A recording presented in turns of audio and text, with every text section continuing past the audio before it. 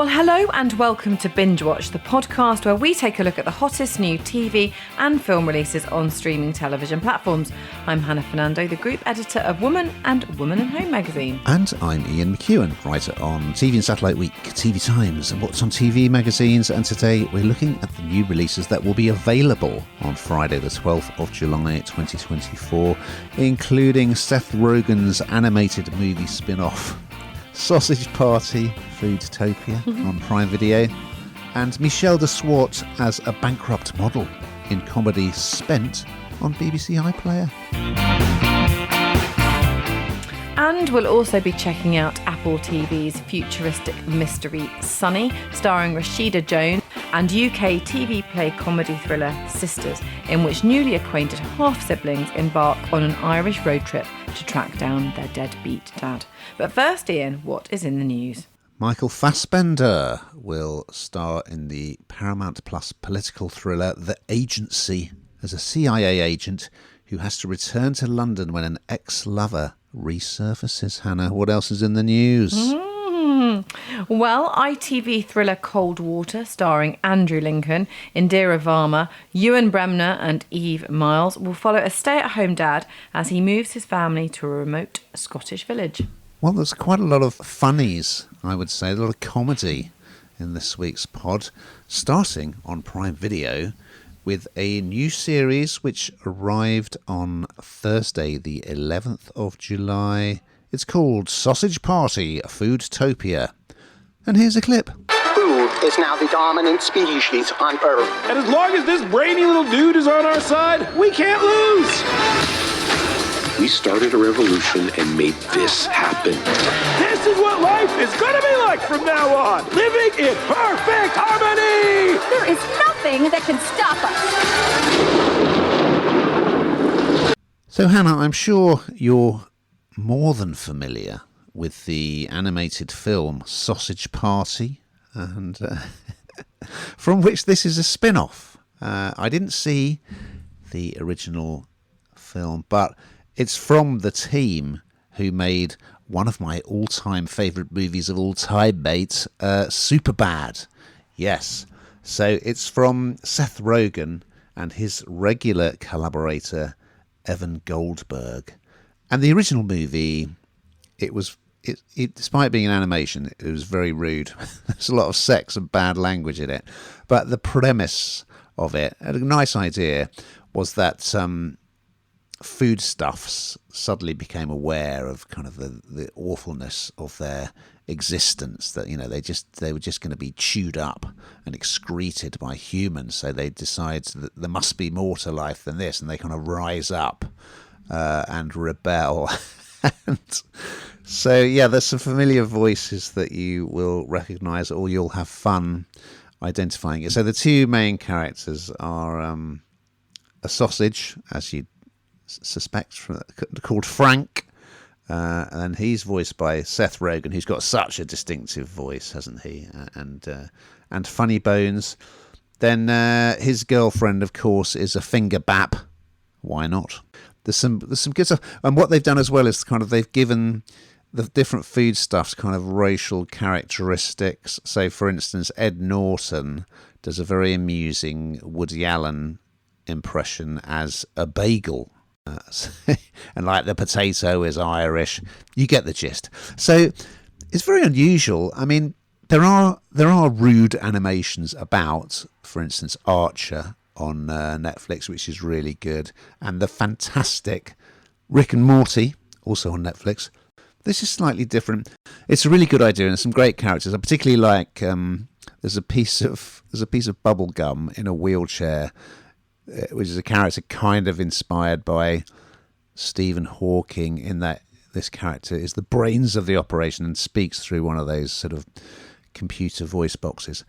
At the beginning of the series, an 8-part series, foodstuffs have risen up and rebelled against the humans, and they overcome the last human in episode 1, this great big fat guy. They think they're going to live in a foodtopia, you know, a utopia for foodstuffs. But then something happens. Tragedy strikes. I won't say what.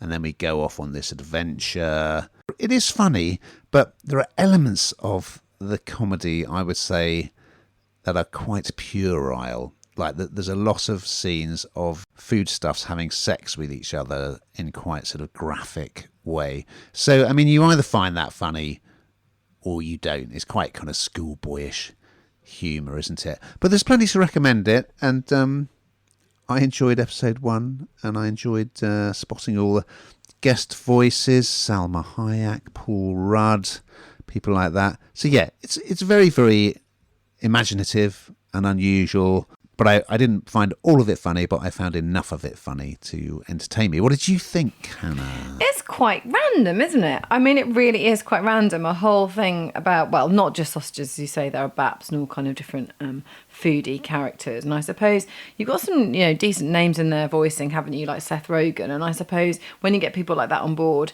it kind of brings those animations, those kind of like objects, items, food, whatever you want to call it, it brings them to life, I suppose. But I think what you said is right. It's very much sort of schoolboy, schoolgirl humour, isn't it?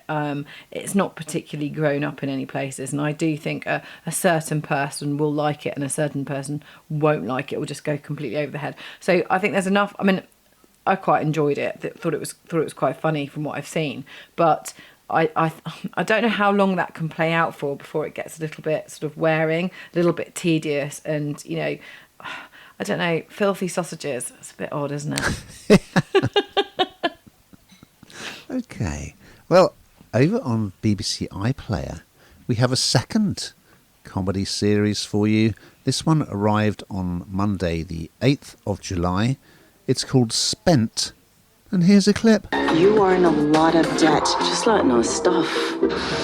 Surprise! I'm back. Open for bookings. As a joke, right? All right, Mum. But I'll come and stay with you. That's a good one. You're a nomad, Mia. It's me.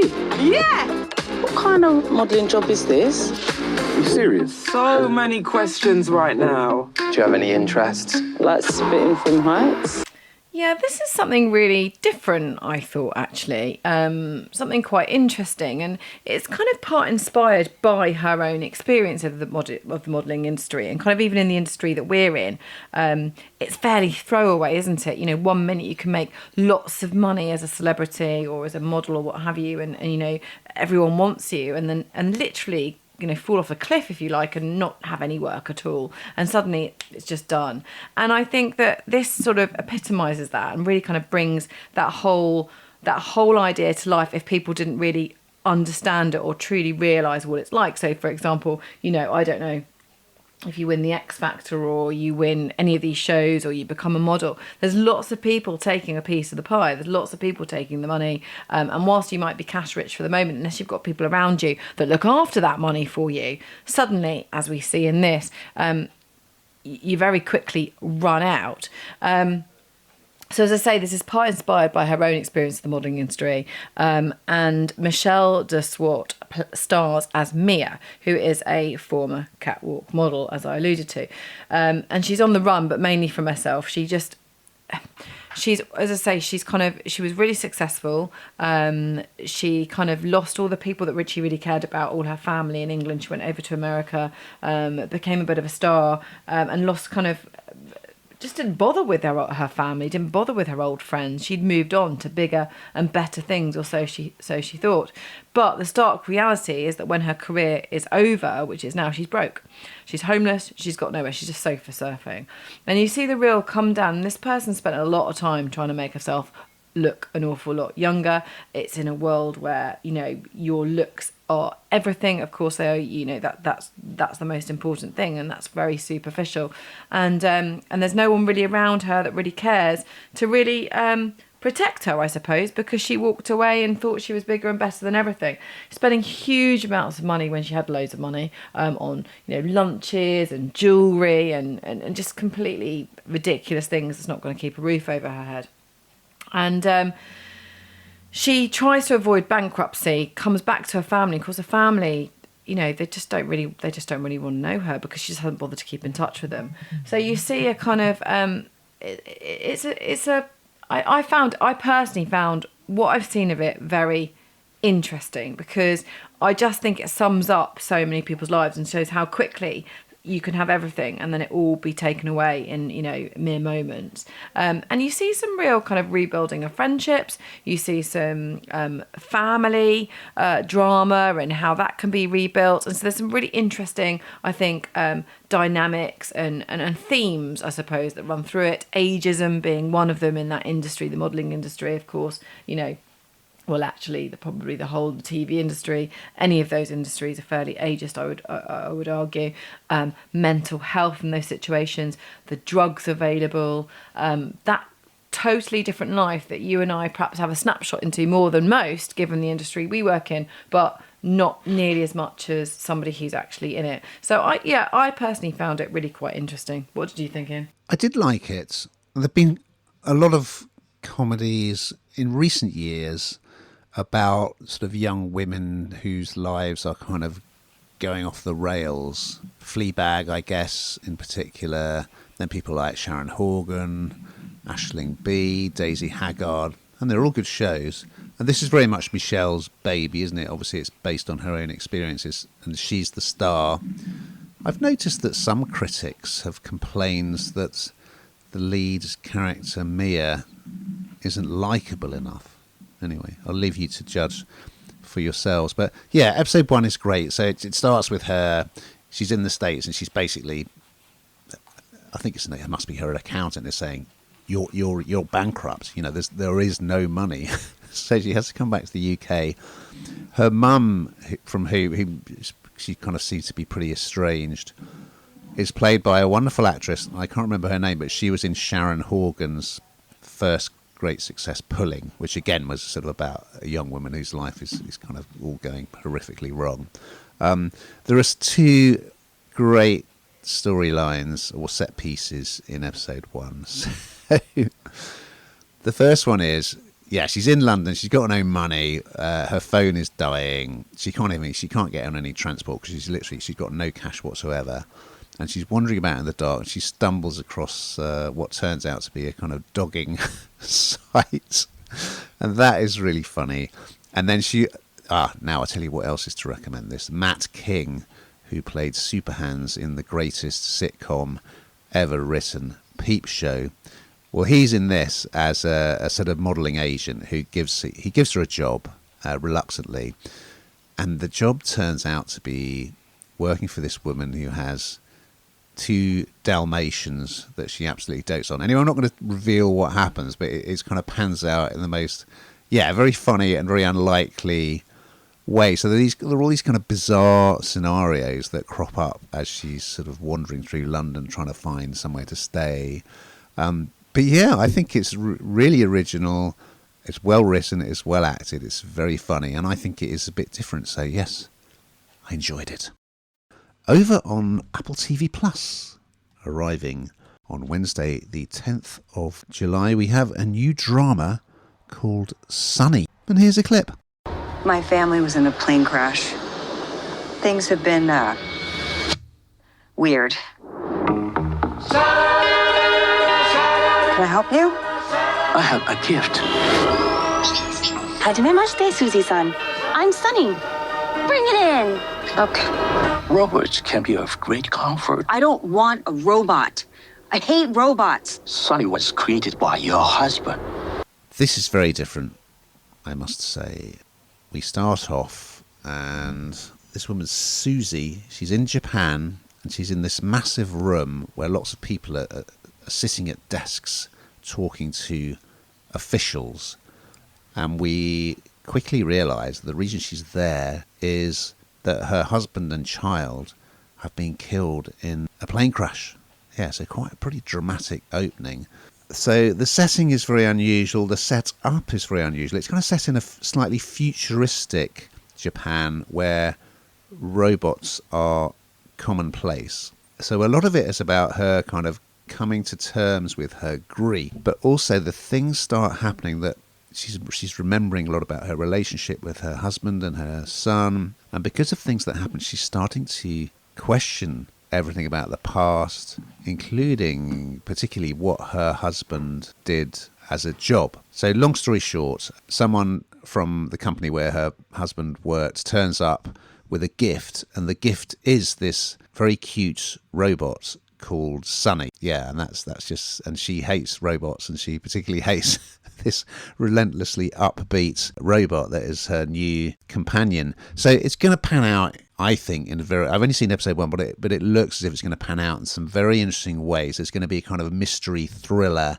element is going to come into it. Rashida, so I only really know her from The Office, the American version of The Office, where she played a love interest for John Krasinski's character Jim Halpern. And she's brilliant in this because she's quite spiky, but in a very funny way. But she's also really convincing in the dramatic elements as well. So yeah, I think this is a very unusual piece of work. And so far, well, it looks great, and I really like the pacing of it as well. And just each scene is something slightly weird and otherworldly about it, and just rather unusual. It's beautifully shot. We've said this before. Apple do come out with some really different stuff, and this is another example. So yeah, I very much like what I've seen so far. What did you think, Hannah? Well, you're right. Apple do really come out with some different things, and there's no expense spared, and you can really tell that. And you say the kind of the way this has been shot, etc., etc.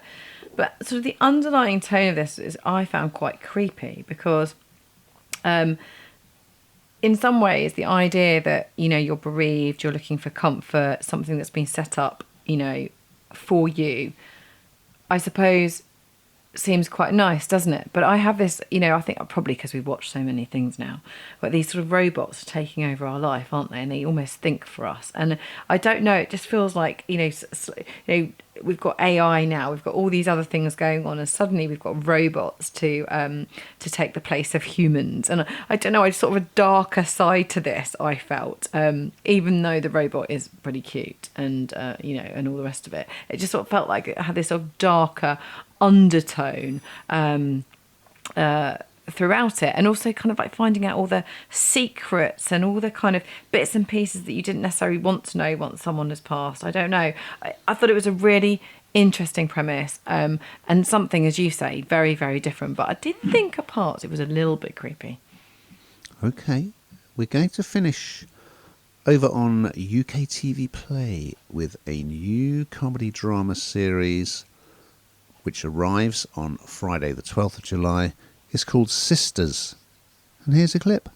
Imagine that your dad died, and then imagine that your mom died, and then you found out that you had a dad, and he lived across the world. Wouldn't you at least want to meet him?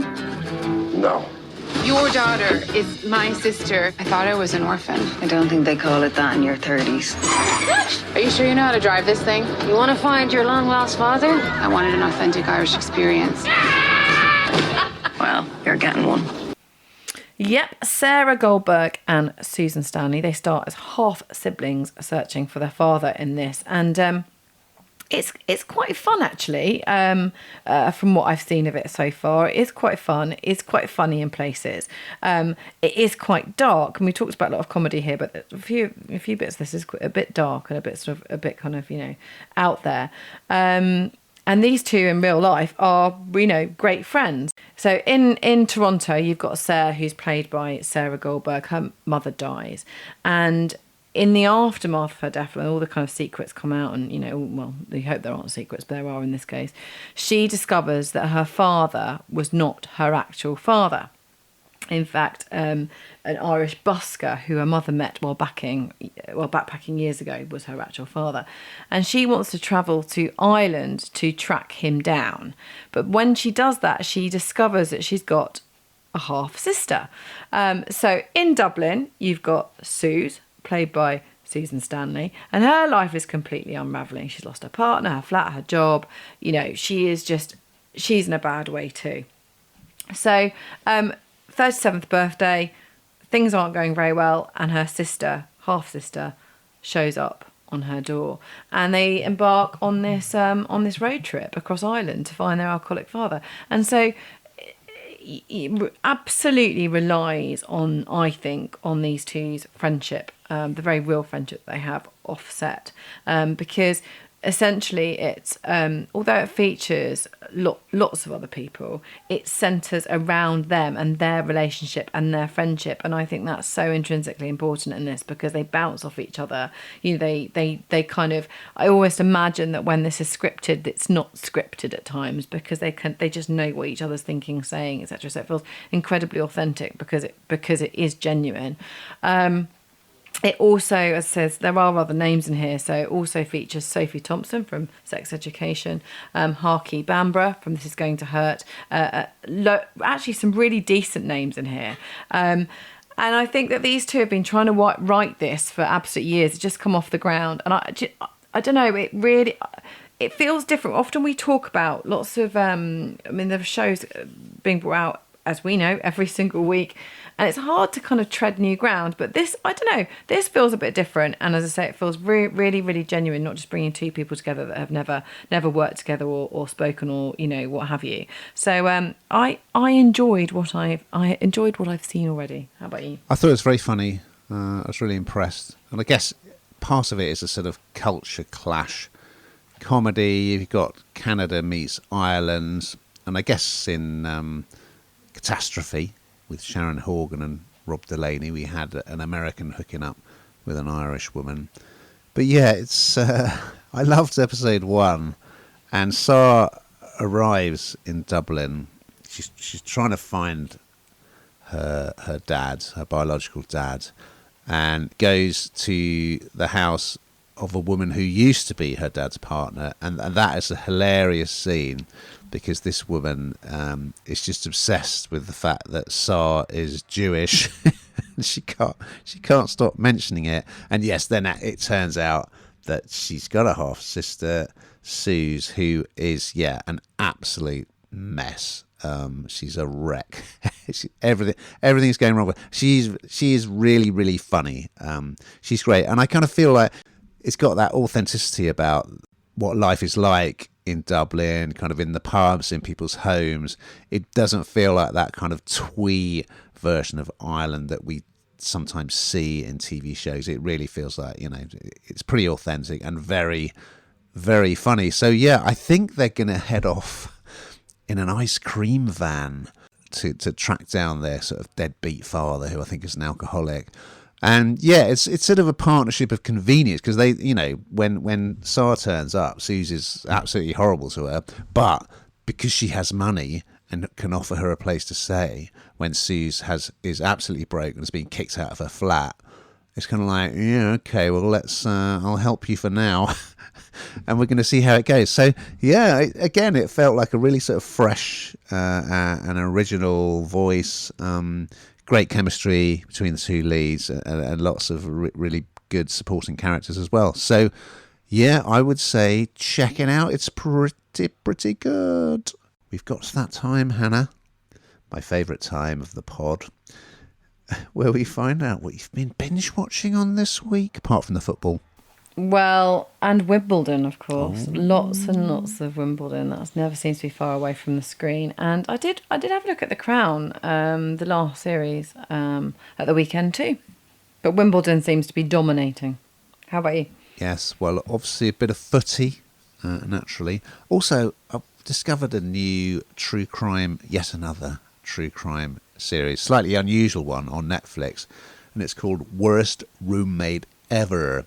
And it's just each episode is about someone who shared a house with someone who turned out to be a bad egg in various different ways. And that's I enjoyed it. It's worth a watch.